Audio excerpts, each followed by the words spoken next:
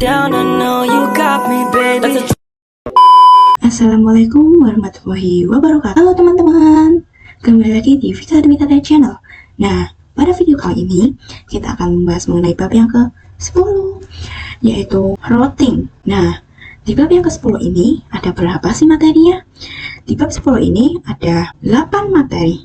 Yaitu apa saja sih? Oke, yang pertama ada konsep klasifikasi, routing, dan yang kedua ada routing table dan routing flag, dan seterusnya ya teman-teman. Oke, kita masuk ke pembahasan materi yang pertama atau yang ke-1, yaitu konsep klasifikasi routing. Routing itu diibaratkan seperti kantor pos ya teman-teman, bekerja untuk mencari jalur tercepat untuk mengirimkan paket. Nah, jadi routing dapat didefinisikan sebagai proses melewatkan data dari satu jaringan ke jaringan lain, dan routing bekerja pada layar 3 networking model. Jadi, routing dibedakan menjadi dua. Yang pertama ada static routing, yaitu yang dibuat dengan menambahkan secara manual ke routing table. Sedangkan dynamic routing adalah routing yang dilakukan dengan melakukan enable fungsi protokol pada router tersebut, maka secara otomatis router akan mencari jalannya sendiri. Nah, untuk dynamic routing sendiri itu dibagi menjadi dua konsep ya. Ada yang bernama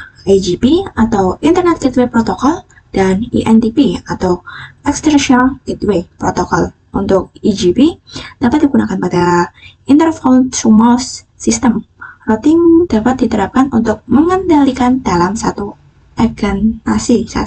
Mudahnya adalah jaringan memiliki kebijakan routing yang sama, contohnya seperti switch perusahaan dan lain-lain. Berbeda dengan IGP, yaitu digunakan dengan Inter-Auto-Mouse System routing atau digunakan untuk routing antar OS yang berbeda. IGP biasanya digunakan dalam internet, contohnya seperti kampus ke ISP, ISP ke ISP, dan sekolahan ke ISP, perusahaan ke ISP, dan lain-lain. Kemudian ada protokol di IGP. Ia terbagi menjadi 3 jenis. Yang pertama adalah jenis Distance Server Routing Protocol. Ia bekerja dengan cara menentukan titik terdekat. Contohnya adalah RIP versi 1, RPA versi 2, dan EGRP. Kemudian ada Link Stage Routing Protocol. Itu bekerja dengan cara melihat besaran bandwidth. Contohnya seperti OSPF, ISIS, dan jenis yang ketiga adalah Hybrid Routing Protocol, yaitu gabungan dari Distance dan Link Stage. Contohnya protokol adalah EIGRP. Kemudian untuk EIGRP ia memiliki satu jenis protokol saja, yakni BGP.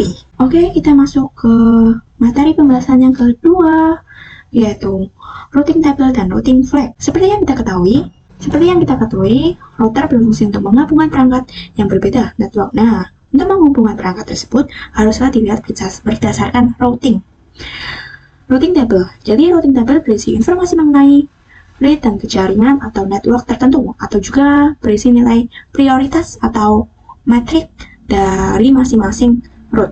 Untuk routing table, ia terbentuk dari semua router yang berasal dari Dynamic Routing Protocol dan semua route untuk network yang di direct connect ke router, serta terbentuk dari konfigurasi tambahan yaitu routing route static pada routing table.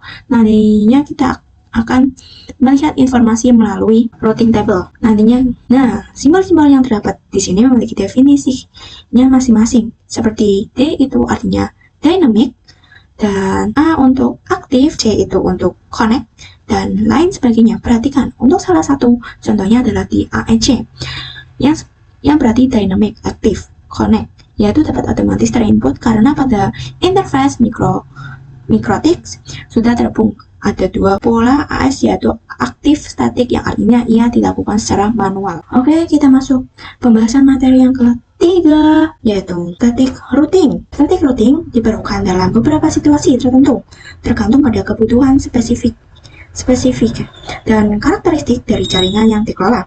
Misalnya, kita memiliki kantor pusat dan beberapa cabang kantor yang ingin semua kantornya dapat terhubung. Nah, kita dapat menggunakan static routing. Routing ini static routing yang dibuat dengan cara menambahkan jalur manual ke routing table. Rumus dari static routing sendiri itu mudahnya dengan dikatakan adalah dengan mau kemana dan lewat kemana. Teman-teman dapat perhatikan pada topologi. Nah, misalkan router 1 ingin mengakses network yang ada di router 2. Jadi router 1 ingin mengirim data ke PCP yang terhubung ke router 2. Maka kita harus tahu router 1 bahwa untuk mencapai PCP data harus dikirim melalui protokol itu, yaitu Ether 1. Selanjutnya ada karakteristik dari static routing, yaitu mudah dikonfigurasi pada jaringan skala kecil. Jadi perlu diketahui bahwa static routing tidak cocok digunakan untuk jaringan skala besar, lalu membutuhkan research yang ringan dan manual konfigurasi setiap penambahan jaringan baru. Oke, kita masuk ke pembahasan materi yang keempat, yaitu studi kasus static routing 2 router. Perhatikan pada topologi di sini terdapat 4 router yang akan kita koneksikan dengan satu dan lainnya. Untuk router utama akan dikonfigurasikan WAN, sehingga untuk router lain ketika ingin terkoneksi dengan internet maka dia menggunakan priority mikrotik utama, perantara mikrotik utama. Langsung saja di sini saya ke pin tabnya. Dan di sini saya sudah siapkan 2 router dan sudah dinyalakan, dan untuk namanya juga saya sudah disesuaikan, dan untuk namanya juga sudah saya sesuaikan ya. Kemudian ada ISI juga yang kita bisa lihat di sini. Nah, kali ini kita akan gunakan tipe, kita bisa edit ISI-nya dan kita bisa lihat di sini.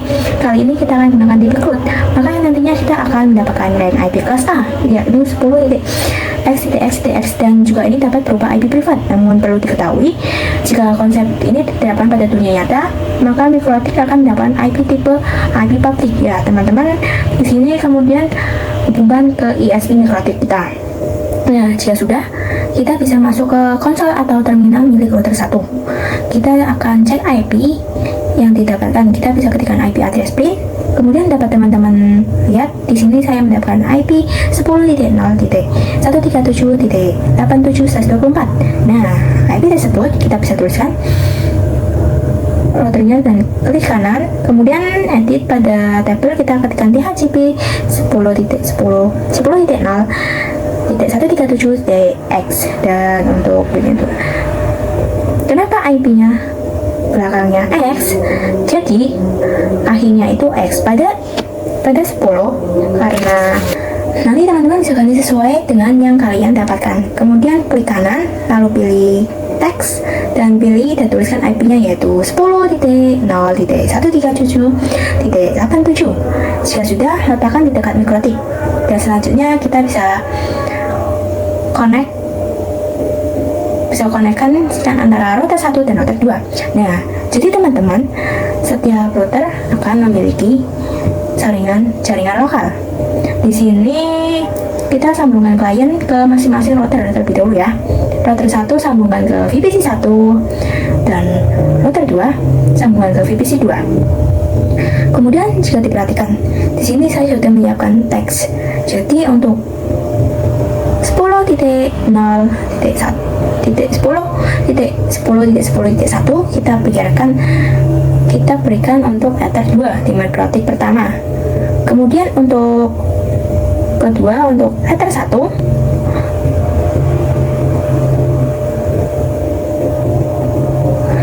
untuk Ether 1 di mikrotik 2, lalu IP-nya 1.1 untuk Ether 3 di mikrotik pertama yang mengarah ke klien, dan 2.1 kita letakkan di 2 pada mikrotik kedua yang mengarah ke klien untuk IP 1.2 milik VPC 1 dan 2.2 untuk VPC 2. Kemudian di sini kita dapat simpulkan untuk network dari router ke router kita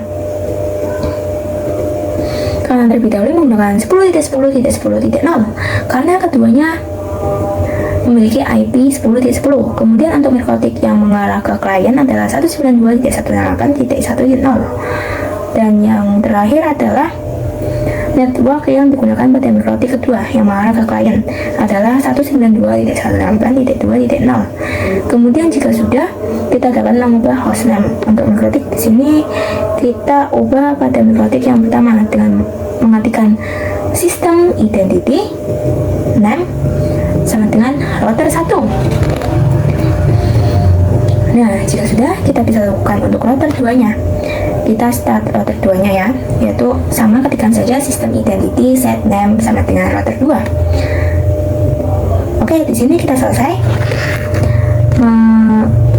menyelesaikan topologinya. Sebelum masuk pada konfigurasi static routing, kita perlu melakukan koneksi antara PC dengan VNet Lab terlebih dahulu. Caranya teman-teman bisa buka command prompt, kemudian ketikkan add, lalu route add dan masukkan IP network Pinet Lab. Nah, di sini teman-teman bisa cek di virtual machine Pinet Lab ya terlebih dahulu.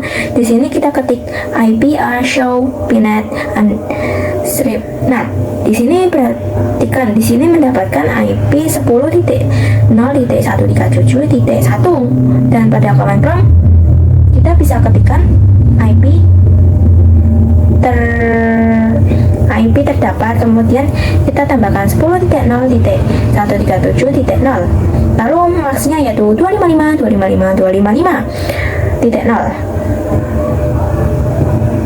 karena gateway-nya itu 124 ya teman-teman.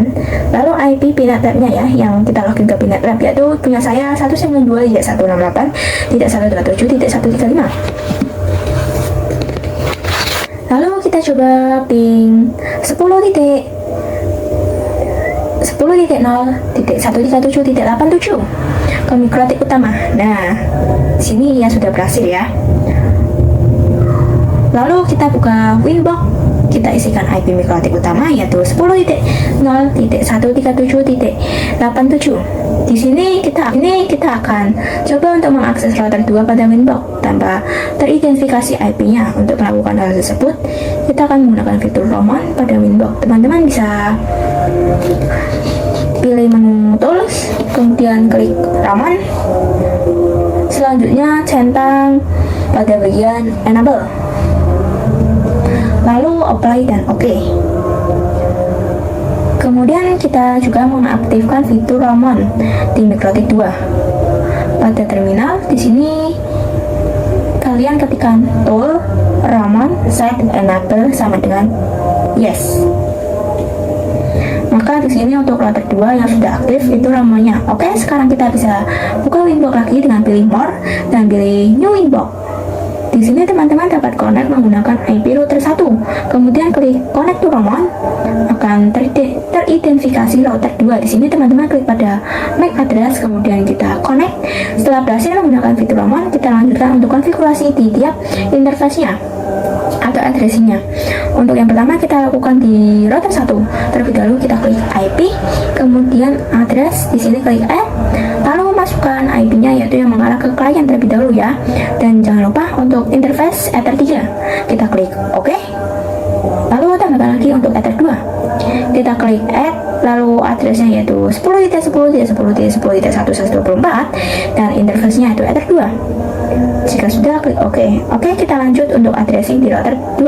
Pada menu address kita klik add. Di sini kita masuk IP yang berada di Ether 1 terlebih dahulu dan klik OK dan lakukan addressing yang mengarah ke klien. Di sini interface-nya menggunakan 2 yaitu menggunakan 2, lalu OK.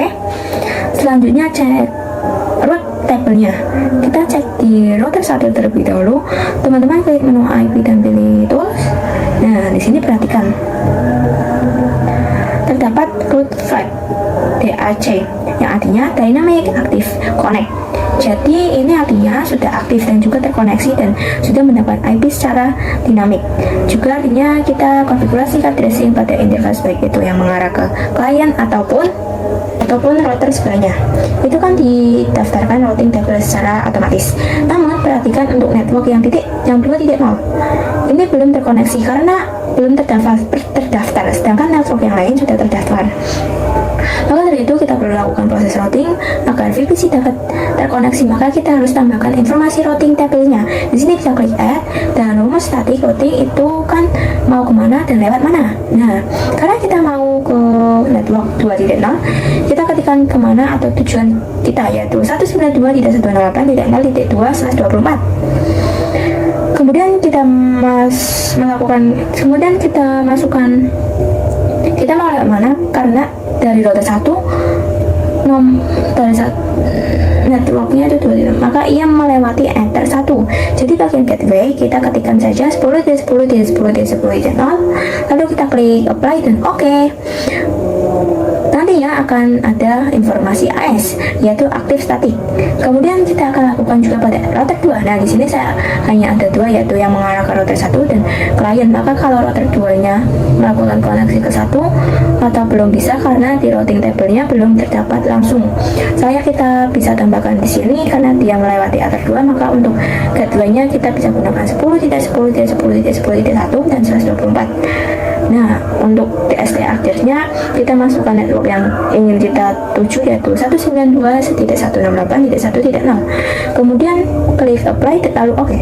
Maka jika router 2 ingin terkoneksi ke VPC 1 itu akan berhasil karena pada routing table sudah terdaftar. Kemudian kita melakukan addressing pada VPC. Di sini kita nyalakan terlebih dahulu dan di sini buka konsolnya VPC 1. Kemudian kita 192. Kita akan menggunakan IP 192.168.1.2/24. Untuk gateway-nya di sini gunakan 192.168.1.1/24. Nah, kemudian juga lakukan ke VPC sama caramu.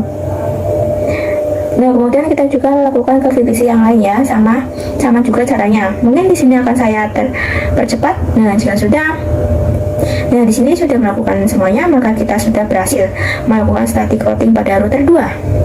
Oke, kita masuk pembahasan materi yang kelima, yaitu studi kasus routing 3 router. Jadi, teman-teman di sini sudah mendapatkan satu perangkat router dan juga VPC sebagai klien. Di sini saya sudah ubah hostname-nya ya, si Mikrotik menjadi router 2. Dan perhatikan pada IP-nya untuk 3 yang dimiliki router 2 dan mengarah ke router 3 akan mendapatkan IP 20.1/24. Adapun IP router pada Ether 1 memiliki IP 10.20.20.2/24. Kemudian untuk router 3 yang mengarah ke klien pada Ether 2 nya gunakan IP 3.1/24. Sedangkan untuk VPC 3 kita akan gunakan 3.2/24. Nah, di sini saya juga sudah menuliskan networknya yaitu 2.10.20.20.0 dan juga 192.168.1.3.0. Saya juga sudah mengaktifkan fitur Roman. Jadi kita bisa lanjutkan ke addressing-nya ya. Di sini setelah masuk ke Winbox, teman-teman pilih IP, lalu address. Kita tambahkan IP-nya mengarah ke 2 terlebih dahulu. Ada 2 ya, yaitu 192.168.3.1/24. Kemudian lalu oke. Lalu tambahkan lagi address yang mengarah ke router 2 pada 1 ya, yaitu 10.20.20.2/24. Nah, jadi untuk perbedaan untuk router 1 dan router 2 itu memiliki network 10.10, sedangkan router 2 dan 3 memiliki network 20.0. Bisa kita simpulkan jika kita memiliki perangkat router baru, artinya kita juga mendapatkan network yang baru. Juga kemudian jangan lupa untuk melakukan addressing di router 2, yaitu menambahkan IP untuk Ether 3. Di sini isikan IP-nya yaitu 10.20.20.1/24. Dan oke, kemudian kita bisa ke router 3-nya, kita cek pada routing table. Perhatikan di sini hanya terdapat 2 route, yaitu yang mengarah ke router 3 dan sekarang kita belum terdaftar. Seperti sebelumnya, untuk caranya di sini sama persis ya. Jadi mungkin di sini saya akan lebih percepat videonya.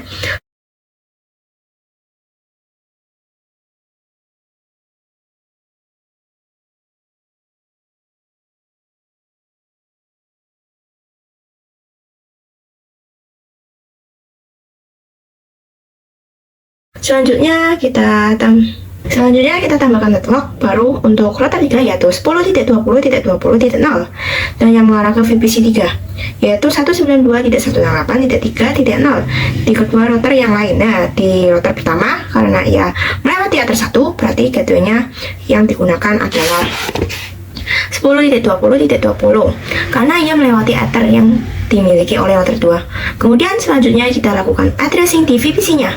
Kita ketikkan IP 192.168.3.2/24.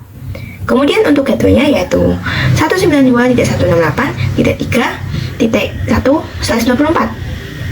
Lalu kita coba ping untuk ke VPC lain untuk memastikan bahwa kita telah berhasil melakukan konfigurasi routing. Nah, dapat teman perhatikan di sini ia berhasil ping menandakan bahwa kita telah berhasil mengkonfigurasi routing.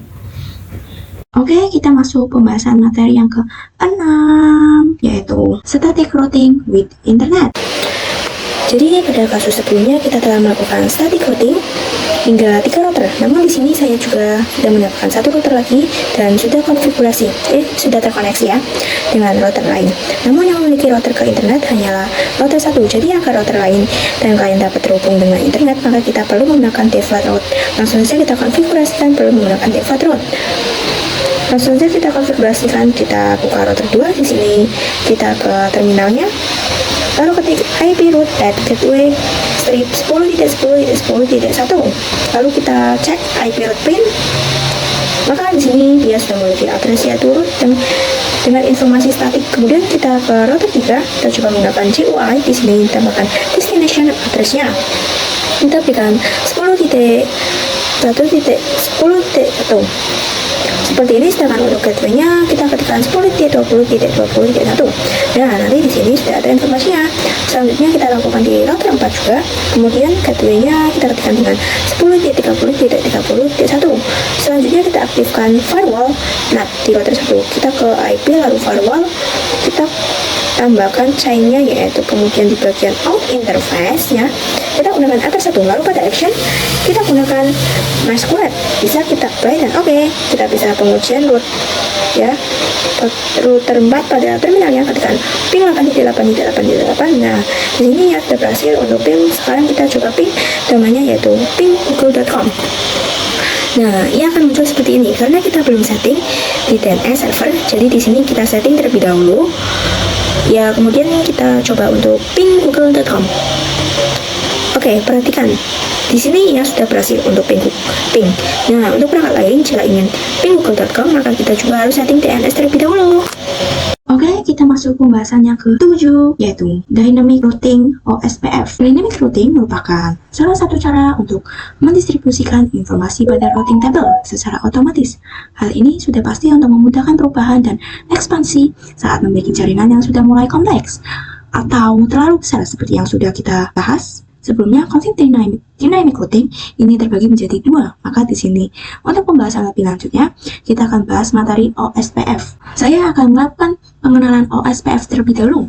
OSPF atau Open Source Port Reference adalah salah satu protokol routing dinamis pada kategori EGP dengan Algorithm Intermediate Protocol atau ISN. OSPF juga sudah support IPv4 dan IPv6 dengan cara kerja mencari jalur tercepat berdasarkan bandwidth dan kemudian route yang diberikan juga ini sesuai dengan kecepatan. OSPF merupakan protokol routing yang menggunakan konsep hierarki routing. Dengan kata lain, OSPF mampu membagi-bagi jaringan menjadi beberapa tingkatan. Tingkatan ini diwujudkan dengan menggunakan sistem pengalampakan yaitu area. Jadi tujuan OSPF area ini adalah untuk memecah topologi jaringan menjadi unit-unit yang lebih kecil atau area yang mengurangi overhead protokol routing dan meningkatkan efisiensi perubahan. Perhatikan di sini terdapat OSPF area dan ada backbone area atau area. Nah, inilah yang bertanggung jawab mendistribusikan informasi routing